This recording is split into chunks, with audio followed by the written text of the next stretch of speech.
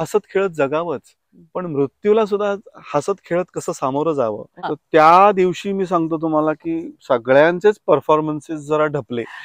म्हणजे आणि बासरी वादन आणि प्राणायाम हे दोन मला सिमिलर गोष्टी वाटतात. खरं म्हणजे मी ऍडमिशन घेताना स्वामीजी मला म्हणाले होते की अरे अमर, तू नको ऍडमिशन घेऊस. त्याचं कारण असं की तू विचार कर, सॉफ्टवेअर इंजिनियर्स किती आहेत जगात आणि बासरी वादक किती आहेत. अगदी बरोबर, लाखातली एक गोष्ट.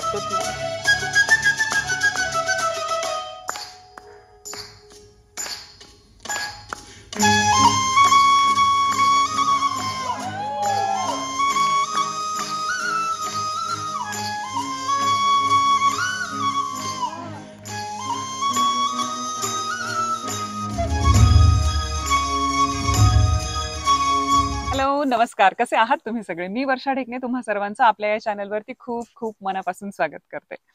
तर खरं तर तुम्ही जो प्रतिसाद देताय, मला जी प्रेरणा देताय, त्याच्यामुळेच कदाचित माझ्याकडे अशा नवनवीन संधी, सुवर्ण संधी उपलब्ध होत आहेत. तर आज आपल्या चॅनलवरती प्रत्येक त्यांच्या बासुरीच्या सुरांनी हृदयस्पर्श करणारे आणि प्रत्येक त्यांच्या कार्यक्रमामध्ये श्रोत्यांना मंत्रमुग्ध करून सोडणारे असे अमरोक आपल्या बरोबर आहेत. तर अमरजी, तुमचं अमेरिकेमध्ये आणि कॅन्सस सिटीमध्ये खूप खूप स्वागत. धन्यवाद, थँक्यू. तर तसा तुमची अशी वेगळी काहीतरी ओळख प्रेक्षकांना करून द्यावी याची खरंच गरज नाही, कारण तुमचा लौकिक आहे तेवढा, त्याच्याबद्दलची मला नक्कीच खात्री आहे. पण मी जेव्हा तुमच्याबद्दल थोडंसं वाचलं वगैरे, तर तेव्हा मला हे लक्षात आलं की बऱ्याचशा मुलाखतीमध्ये तुम्ही तुमचा जीवन प्रवास काय होता किंवा ही बासरी वादनाची सुरुवात काय झाली किंवा याच्याशी रिलेटेड बऱ्याच मुलाखतीमध्ये तुम्ही बोललात. पण आता सध्या आपण अमेरिकेत आहोत, तर मला असं वाटतं की तुमचा अमेरिकेतला जो अनुभव आहे त्याच्याबद्दलच आज आपण बोलूया. अमेरिकेमध्ये आता माझी ही मला वाटतं 15वी-16वी तरी वारी असेल. अच्छा. 98 मध्ये मी पहिल्यांदा आलो होतो. बरं. आणि पहिला परदेश दौरा म्हणाल तर 96 साली मी कॅनडामध्ये गेलो होतो. ओके. तर त्यावेळी मात्र एकदम सगळंच असं नवीन आणि आपण चित्रच बघतोय की काय, कारण मी व्हॅन्कोवर मध्ये गेलो पहिला.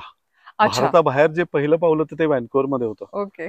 तर आणि सगळंच म्हणजे राहणीमानापासनं एवढी शांतता. आपल्याला, मी तर पुण्यात राहत होतो, शनिवार पेठेत, तर तिथे तर अगदी रात्री 11-11:30 पर्यंत सुद्धा ते पावभाजीचे तवे असतात ते वाजत असतात. तर त्यामुळे आम्हाला अशी शांततेची सवयच नव्हती. आणि दिवसा पण इथे अशी एकदम शांतता आणि इतकं स्वच्छ, म्हणजे वातावरण, त्याच्यामध्ये पोल्युशन नाही, लांब लांबपर्यंत ते डोंगर अगदी स्वच्छ दिसतायत वगैरे असं. ते म्हणजे म्हटलं हे आपण काय स्वप्न, म्हणजे स्वर्गातच आलो की काय असं वाटावं, असा तो अनुभव होता. आणि अमेरिकेमध्ये पण जेव्हा 98 साली आलो तेव्हा जास्त काळ राहता आलं. तर इथला अनुभव मी म्हणलं तसं आहे की एकदम भारतापेक्षा एकदम वेगळा असा अनुभव आहे. मग तिथे आठवणीत राहण्यासारखा एखादा काही किस्सा कधी घडला? आता तुमचा एवढा वेळा दौरा झालेला आहे, तर या दौऱ्यात किंवा या पूर्वीच्या दौऱ्यामध्ये कधीतरी काहीतरी असं असेल की यू आर नॉट एक्सपेक्टिंग, काहीतरी अनएक्सपेक्टेड झालं आणि ते तुम्हाला चांगलं आयुष्यभरासाठी लक्षात राहिले?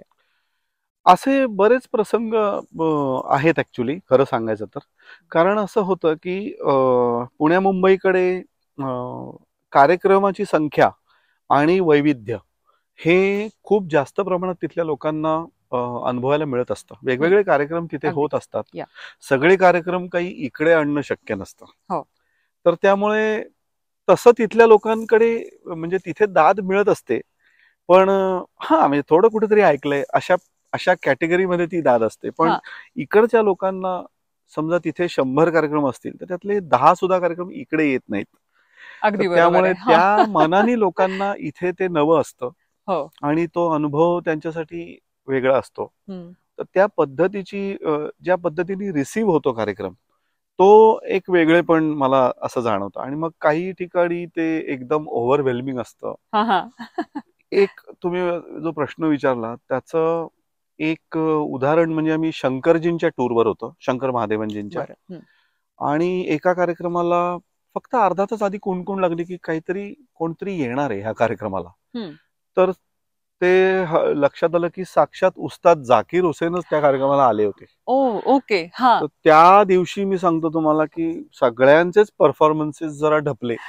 एक नकळत असतं इतक्या वर्षांचं जरी आपण वाजवत असलो तरी उस्तादजी समोर आल्यावर सगळ्यांचे परफॉर्मन्सेस थोडे थोडे 19 झाले. टेन्शन आलं होतं. आणि ही नोज ते त्यांना ते सगळं माहित होतं की हे सगळं असं आहे. पण त्यांनी इतकं प्रेमाने सगळ्यांची भेट, सगळ्यांनी त्यांच्याबरोबर फोटो वगैरे काढले. तर असं एक होतं. आणि एकदा केव्हा तरी आम्ही कुठेतरी ट्रान्झिट मध्ये होतो तेव्हा साक्षात आमचे गुरुजीच पद्मविभूषण पंडित हरिप्रसाद चौरसियाजी आम्हाला एका एलिव्हेटरच्या बाजूला उभे असलेले दिसले. अरे बापरे म्हणलं, हरिजी इथे. तर ते कुठेतरी चालले होते जर्मनीला वगैरे असे काहीतरी प्रोग्रामसाठी. पण मग असे काही इकडे आल्यानंतरचे लक्षात राहणाऱ्या काही दाद असते लोकांकडनं किंवा असे काही अचानक ग्रेट भेट म्हणा किंवा अशा पद्धतीचे काही अनुभव येतात. अगदी अनएक्सपेक्टेड गोष्टी झालेल्या. ओके, खूप छान.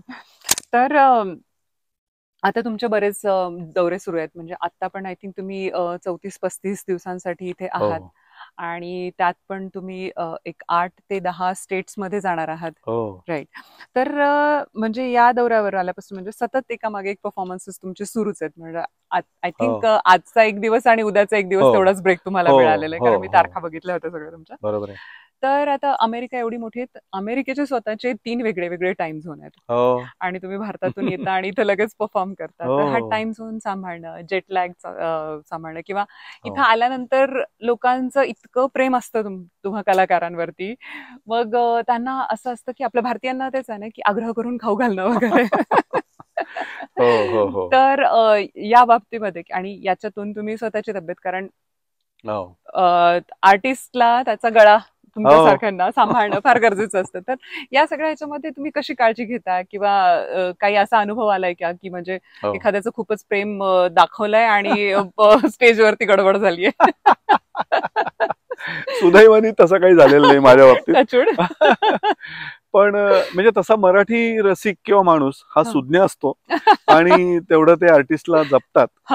पण तुम्ही म्हणताय तसं काय आहे की 98 साली मी पहिल्यांदा जेव्हा आलो त्या वेळेला थोडं थोडं ते टाइम झोन, जेटलॅग आणि ह्याच्याशी परिस्थितीशी जुळवून घेणं, ह्या गोष्टी तेव्हा थोड्या आव्हानात्मक होत्या, त्रासदायक म्हणा किंवा असं.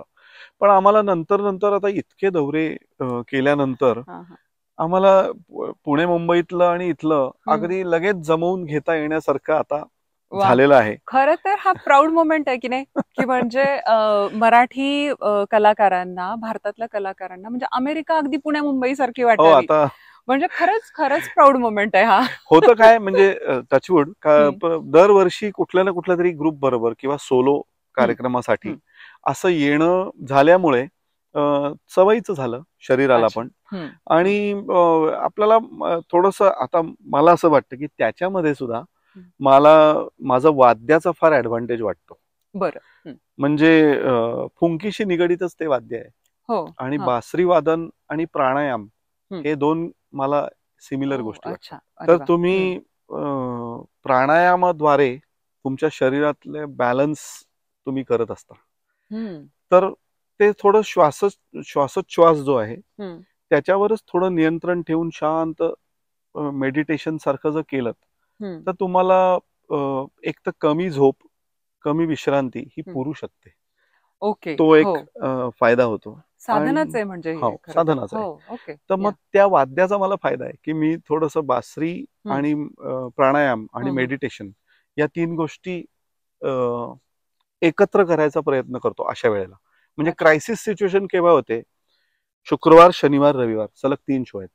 अच्छा. आणि खूप वेगळ्या टाइम झोन मध्ये पण आहेत समजा. आणि अर्ली मॉर्निंग फ्लाईट आहे, हॉपिंग फ्लाईट आहे. मग तिथे पोहोचल्यावर डायरेक्ट व्हेन्यूलाच जायचंय. म्हणजे तुम्हाला हॉटेलला किंवा अशा ठिकाणी जाऊन चेक इन पण करायला वेळ नाही. बरं. असे पण सिच्युएशन्स येतात. अच्छा. मग तेव्हा अजिबातच विश्रांती होत नाही. मग तेव्हा फ्लाईट समजा 1 तासाचा आहे तर तो 1 तास कसा युटिलाइज होईल विश्रांतीसाठी.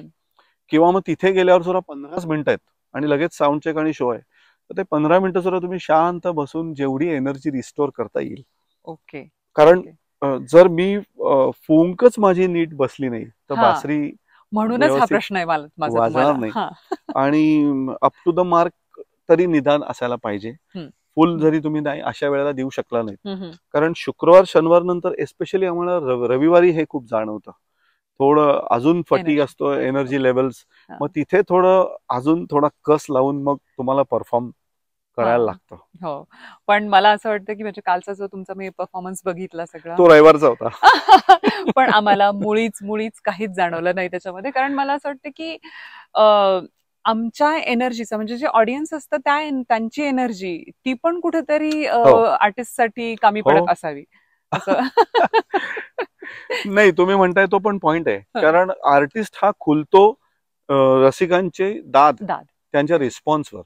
तुम्ही जर डेड असाल तर आम्ही इथे, आम्हाला अजिबात ती देवाणघेवाण आहे, तुमच्या ज्या एनर्जीज आहेत त्या म्युच्युअली हे झाल्या, एक्सचेंज झाल्या, तरच तिकडून पण तेवढं देता येतं. तर कालच्या आता अनुभव जर म्हणाल तर आम्हाला तुमच्याकडनं तेवढं मिळालं म्हणून आम्ही पण डिलिव्हर करू शकतो. नाही, आणि ती खरं तर म्हणजे आमच्या सगळ्यांसाठीचीच ना पर्वणी होती, कारण पहिल्यांदा तुमच्याशी बोलताना तुम्ही जे म्हणालात की भारतात भरपूर होतात कार्यक्रम पण इथे होत नाहीत, आणि तेच एक कारण असतं की आम्ही म्हणजे आसुसलेले हा शब्द वापरायला मला काहीच वाटणार नाही याच्यामध्ये, आणि तसंच असतं की म्हणजे किती छान छान सुरू आहे तिकडे, आणि आम्ही कुठे ना कुठेतरी भारतीय माणूस की नाही जगाच्या पाठीवर कुठेही असला तरी मातीशी तो सुटू शकत नाही. I know.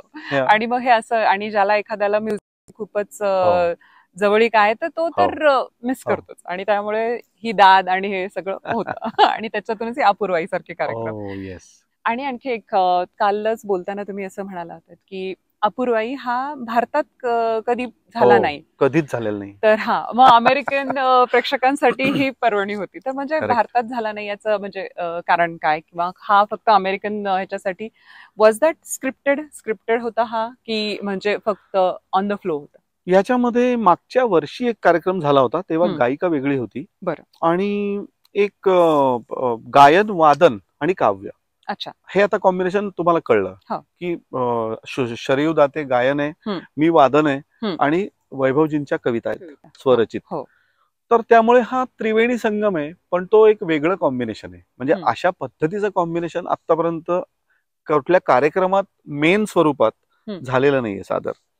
तर तसं मागच्या वर्षी एक कार्यक्रम झाला होता, आणि मग तो कार्यक्रम इथे कधीच झालेला नाही तशा पद्धतीचा, आणि ती गायिका अर्थात वेगळी होती, पण इथल्या टूर साठी शरयू दाते, मी आणि वैभव अशा पद्धतीने आम्ही पहिल्यांदाच इथे कार्यक्रम केला. त्याचं थोडं टेन्शन आम्हालाही होतं, म्हणजे कुठेतरी विश्वास होता की हे रसिकांना आवडेल, पण जोवर कार्यक्रम होत नाही तोपर्यंत तुम्हाला पण खात्री नसते.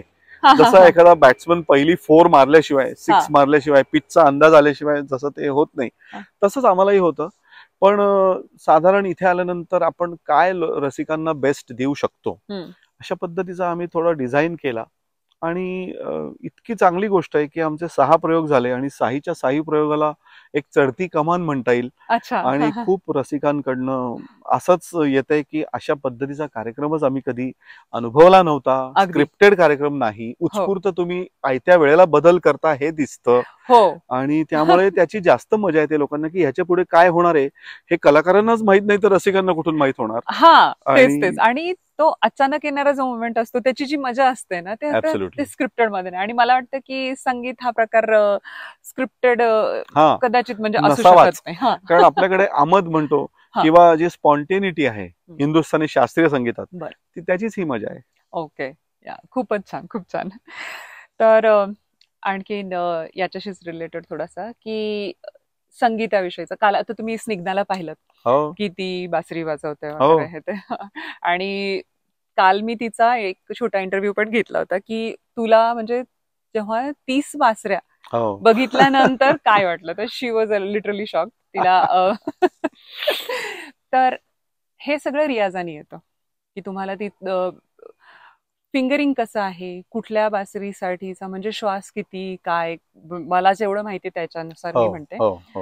तुम्ही सांगितलंच की साधना असते वगैरे हे ते, पण हे लक्षात राहण्यासाठी किंवा एवढे वर्ष तुम्ही 30-35 वर्षांपासून करताय माझ्या माहितीनुसार, तर त्याचा रियाज, तर रियाजाची तुमची म्हणजे काय पद्धत असते, किंवा आता हा जो प्रवास सुरू आहे त्या काळात तर कदाचित रियाजाला वेळ मिळत नसावा असा माझा अंदाज आहे. आता जसं सोमवार मंगळवार मिळतो तेव्हा जास्त, तेव्हाच वेळ मिळतो जास्त. आणि मला असं वाटतं की रियाज हा प्रत्येक फेज मध्ये वेगवेगळा असतो. म्हणजे बिगिनर्स साठीचा एक रियाज वेगळा आहे. थोडस तुम्ही ऍडव्हान्स स्टेजला जेव्हा शिकून होतं त्याच्यानंतरचा करायचा रियाज हा वेगळा असतो. आणि आता काही त्याच्या पुढची स्टेज अशी आहे, मला वाटतं की तुम्हाला बासरी पाहिजेच वाजवायला असंही नाही.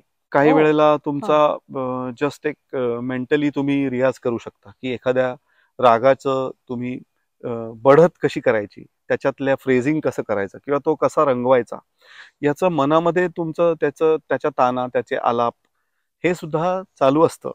तर म्हणजे मनन करणं आणि साधना.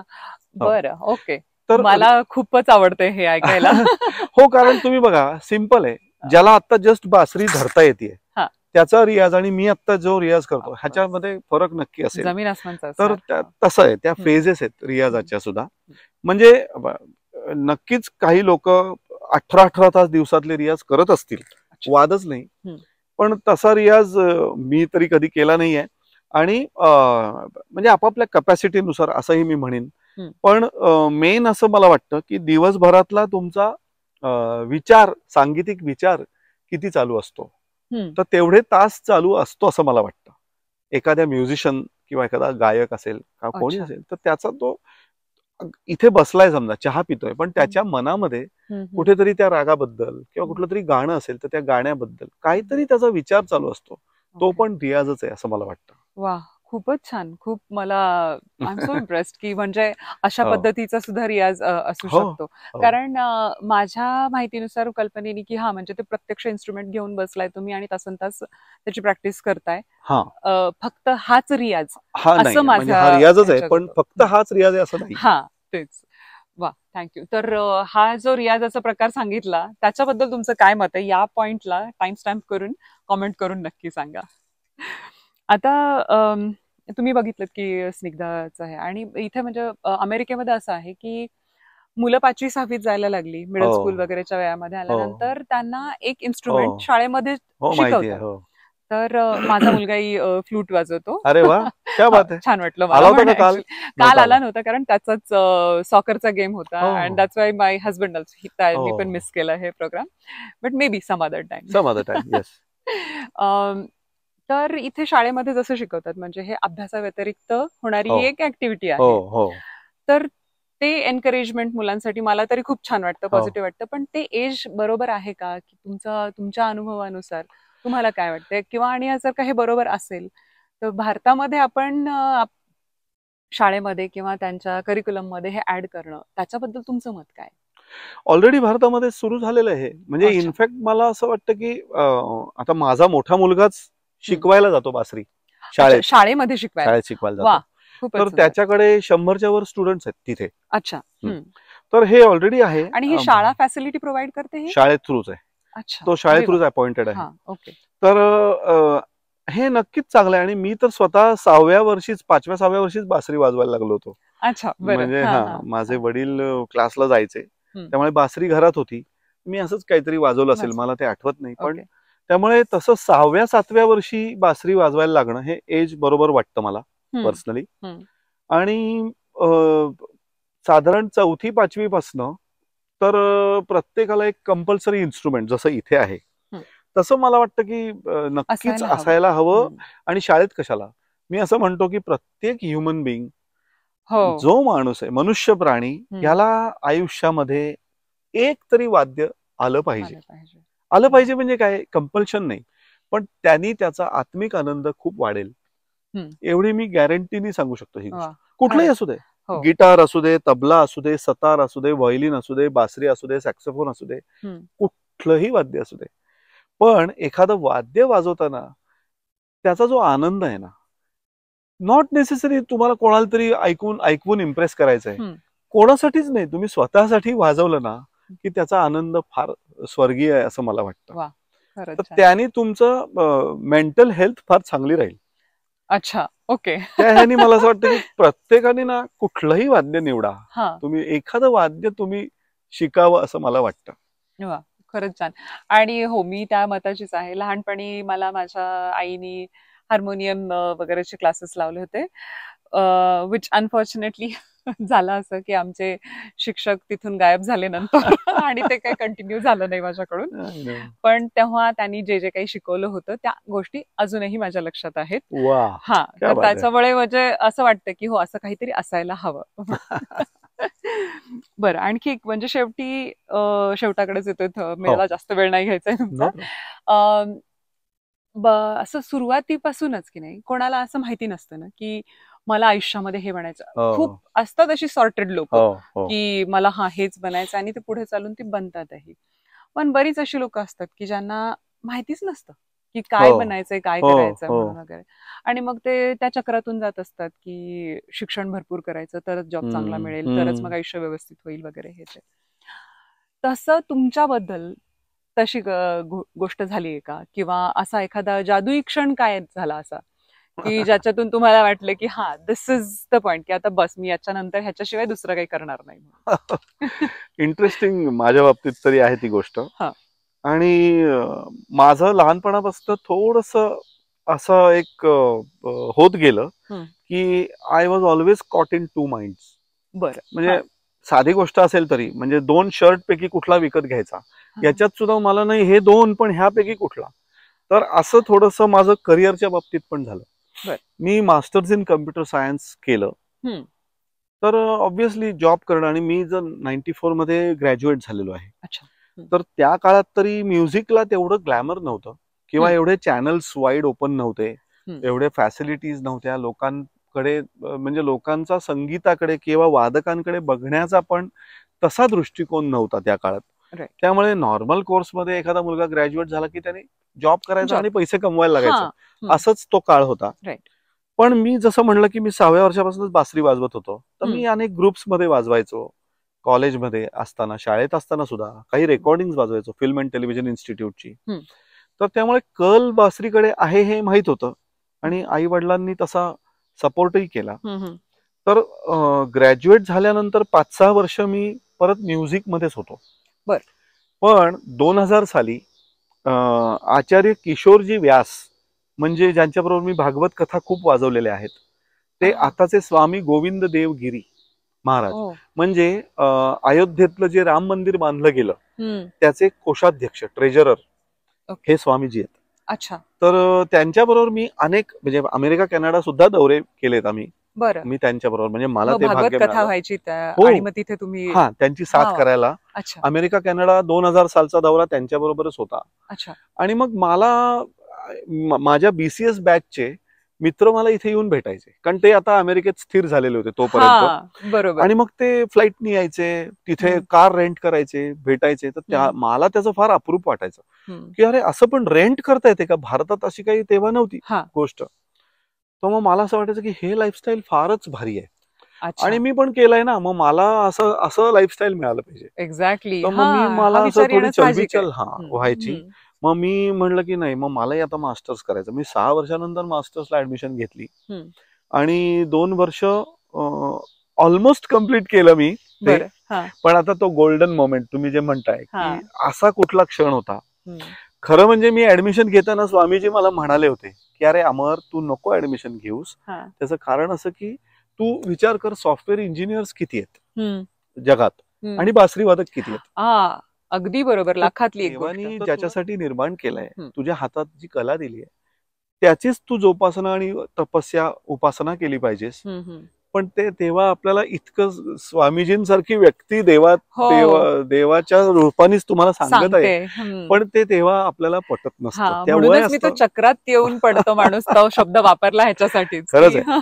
तर ते तसं झालं, आणि मी ते म्हटलं नाही, मला हे लाईफस्टाईल पाहिजे. तर मी ते ऍडमिशन घेतली, पण सुदैवाने लवकर ट्रॅकवर आलो, कारण त्याचं 4थं सेमिस्टर जे होतं मास्टर्सचं, ते कॉलेजमधलं नव्हतं. ते कंपनीत जाऊन प्रोजेक्ट करायचं असतं, ते सबमिट करायचं असतं, आणि मग त्याच्यानुसार तुम्हाला ग्रेड मिळणार असते, आणि मग तुम्ही मास्टर्स होता. अच्छा. तर त्याच्यामध्ये 4थं सेमिस्टर कंपनीत जाऊन सुरू केलं मी करायला, आणि 2 महिन्यातच मी अक्षरशः कंटाळलो त्या लाईफस्टाईलला. कारण असं की 9 ते 5 हा मामला मला काय जमेच ना. म्हणजे असं मशीन असल्यासारखं वाटायला लागलं. अगदी बरोबर. या गोष्टी बरोबर ना बरेच लोक रिलेट करतील की 9 ते 5. मला हे जमेना, कारण असं एक काही दिवस ते ठीक वाटलं, पण असं 9ला आपण जातोय तिथे, लॉग इन होतोय, काहीतरी आपलं ते सुरू करतोय प्रोजेक्ट, 12 वाजले, चला आता वरती जाऊन कॅन्टीन मध्ये जेवतोय, परत वेळ झाली इकडे आलो, असं ते मला अस्वस्थ व्हायला लागलं. आणि मग मी 2-2.5 महिन्यानंतरच खरं म्हणजे ते सोडूनच दिलं. म्हणजे एवढ्यासाठी की ते काय करणार मी प्रोजेक्ट करून, मी जर जॉबच करणार नाहीये पुढे जाऊन, तर ती डिग्री तरी काय, म्हणजे असं झालं. ते माझं ते मन उडालं त्याच्यावर. आणि मग तो गोल्डन मोमेंट आला की मग आता हे ठरलं की आपल्याला आयुष्यभर नळ्याच फुंकायच्या आहेत, बासरीच वाजवायची आहे. आणि मग डॉलर्स मधला पगार नाही मिळाला, काय पुढे होईल ते होईल, पण आत्मिक आनंद हा फार महत्वाचा आहे. जसं मनाप्रमाणे जगता येईल तसं जगावं माणसाने. आणि मग किशोरजी व्यासांना पण जाऊन सांगितलं. इनफॅक्ट त्यांनी त्यांच्या कुठल्या तरी एका मुलाखतीत सांगितलंय, ते मला लोकांनी त्याची क्लिप पाठवली. त्यांनी पण सांगितलं की हमारे एक मित्र थे जो हमारे साथ बांसुरी बजाते थे, उनको भी मैंने बोला था कि आपका जन्म उसके लिए नहीं हुआ है. ओके. मला इतकं प्राऊड फील झालं की अरे गुरुजींनी मला लक्षात ठेवून माझं उदाहरण दिलं. तर त्यांना ते सांगायचं होतं की प्रत्येकाचा जन्म कुठल्या तरी कारणासाठी होत असतो, तो ओळखावा आणि त्यांनी ते करावं. याचं उदाहरण म्हणून त्यांनी ते दिलं होतं. तर तो that was the turning point in 2002 where I completely decided to do music full time. वा. मग 2002 पासून 100% फुल्ली डेडिकेटेड. ओके. असं म्हणूया. पण म्हणजे बासुरी ही अगदी वयाच्या 5व्या-6व्या वर्षापासून तुमच्या आयुष्यामध्ये. वा, खूपच सुंदर. आणि तुम्ही जसं सांगितलं की भागवत कथांमध्ये वगैरे तुम्ही वाजवायचात, तर हे किती आध्यात्मिक आणि किती छान आहे ना. तर त्या गोष्टींचा तुमच्या म्हणजे आत्ताचं जे लाईफस्टाईल आहे तुमचं, किंवा मध्ये जेव्हा शिक्षणाचा वगैरे काळ होता, तर त्या गोष्टीसाठी, त्या आध्यात्मिक विचारांची किंवा तो जो प्रभाव पडला तुमच्यावरती, त्याचा काही इम्पॅक्ट, काही बदल किंवा. हा सगळ्यात आवडलेला प्रश्न आहे मला. बरं. आणि त्याचं कारण असं की त्याचा प्रभाव माझ्या आयुष्यभराकरता मला तो पुरतोय. मी ग्रॅज्युएट झाल्या किशोरजी व्यासांकडे भागवत कथा वाजवायला लागलो. ओके. म्हणजे तो मोमेंट असा होता की 94 मध्ये मी ग्रॅज्युएट झालो. अर्थातच जॉब करणं अपेक्षित होतं. माझा एक मामा एक्साइड बॅटरीज मध्ये कामाला होता. तो म्हणला चल आमच्या इथे वेकन्सी आहे, तू इकडे ये जॉब करायला. मी इंटरव्ह्यू दिला. त्यांनी सांगितलं आता कॅन्टीनचे कुपन्स वगैरे कलेक्ट कर आणि उद्यापासून जॉब करायला ये. ओके. इतका तो फिक्स होता. पण मी गेलोच नाही, जॉब करायला गेलोच नाही. For some or the other reason, मला माहित नाही आतून काय जो आवाज आला असेल. आणि तेव्हा तर मास्टर्सचाही काही विषय नव्हता. आणि आई बाबांना म्हणलं नको वाटतंय, हे आपलं चाललंय ना चांगलं, बासरी वादन कार्यक्रम वगैरे आहेत, ओके ठीक आहे. मग ते बारगळलं. आणि 2 का 3 महिन्यातच किशोरजी व्यासांकडनं आमचे एक मित्र आहेत, त्यांच्याबरोबर वाजवायचे, तबला वाजवायचे, ते म्हणले अरे त्यांना बासरी वादक हवाय, येतोस का? म्हणलं चला नवीन ॲव्हेन्यू काहीतरी. तो पण माहित नाही भागवत काय असं काय. घरी देवाधर्माची आवड किंवा सगळं होत होतं, पण Bhagwat is something different, next level किंवा अंतिम टप्पा असं मी म्हणेन. तर ओके येतो. मग दिल्लीला पहिली कथा होती. त्याच्यानंतर मी जे भागवत, ते सुद्धा श्री गोविंद देवगिरी महाराजांच्या मुखातून, तर त्याचा इतका लाईफटाईम माझ्या मनावरती त्याचा परिणाम झाला. कारण भागवताचं मेन वैशिष्ट्य तुम्हाला सांगतो की आपण जगणं तर चांगल्या हसत खेळत जगावंच, पण मृत्यूला सुद्धा हसत खेळत कसं सामोरं, त्याच्यानंतरचा सुद्धा प्रवास किती चांगला आहे आणि सुखकर होऊ शकतो, हे भागवत अतिशय शांतपणे आणि फार सोपं करून तुम्हाला सांगतं. म्हणजे भगवंताच्या 10 अवतारांचं वर्णन त्याच्यात आहेच, पण कृष्ण चरित्र फार विस्तृत स्वरूपात आहे. कारण परीक्षित राजाला तसं सांगितलं शुकदेवांनी त्या विस्तृत प्रमाणामध्ये. आणि एक एक कृष्ण लीला, त्याच्याबरोबर अनुषंगाने येणारा त्याचा आध्यात्मिक अर्थ. कालिया म्हणजे कोण होता, पूतना म्हणजे कोण होती, म्हणजे कामरूपी कालिया, नंतर पापरूपी ही पूतना, असे ते सगळे रूपकात्मक गोष्टी आहेत. की कालियाचं मर्दन केलं म्हणजे काय, कामरूपी एखाद्या वासनेचं मर्दन केलं. अशा छोट्या छोट्या गोष्टी इतकी ती भागवत कथा तुम्हाला शिकवत जाते.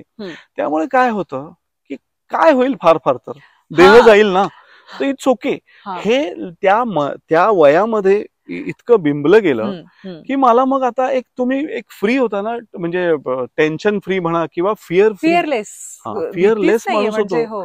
तर त्यामुळे मला त्याचा सगळीकडेच उपयोग होतो की काय होईल फार फार तर. आणि मला वाटतं अध्यात्माची हीच ताकद आहे. एक्झॅक्टली. की म्हणजे काय होणार आहे असं होऊन असं.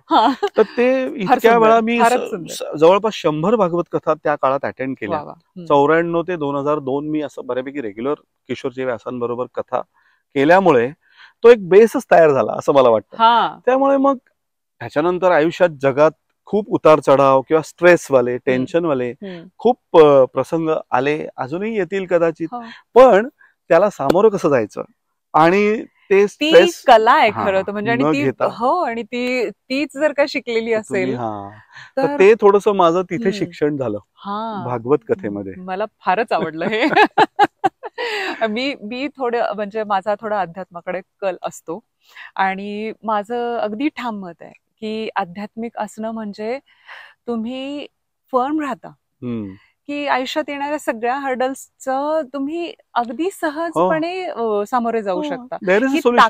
ही ताकद तुम्हाला त्याच्यातून मिळते. म्हणून माझा आणि प्रश्न विचारण्याचं कारणही तेच होतं की व्हॉट डू यू फील. कारण माझं वाद्य पण थोडं अध्यात्माशी निगडीत आहे असं मला वाटतं. कृष्णाचंच वाद्य आहे आणि त्यांनी तुम्ही जास्त लवकर कॉन्सन्ट्रेट होता. तुमचं कॉन्सन्ट्रेशन एकदम लगेच व्हायला, जुळून यायला. बासरीची एक तुम्ही सा जरी वाजवला तरी तुम्ही लगेच it is very helpful. Wow. Okay. किती छान. लोक म्हणजे तासन तास बसून मेडिटेशन वगैरे करत असतात आणि म्हणजे डोळे बंद करून बसणं वगैरे फोर्सफुली. पण music is the shortest path to meditation आणि स्पिरिच्युअलिटी. खूपच आवडलं मला, खूपच.